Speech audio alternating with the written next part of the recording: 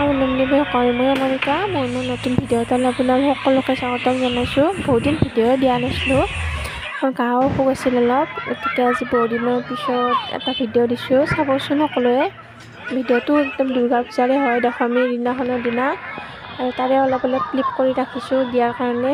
গতিকে ভিডিঅ'টো শেষ কৰি চাওকচোন আৰু কেনে লাগিল জনাবচোন। আৰু এইখিনি সময় দেৱী বিসৰ্জনৰ সময়, গধূলি টাইমত দেৱী বিসৰ্জন হয়, আমাৰ দোকানৰ আগেদিয়ে নিয়া হয়, আৰু একদম গধূলি ৰাৱণ দহন হয় আমাৰ ইয়াত। এতিয়া চাওকচোন ভিডিঅ'টো।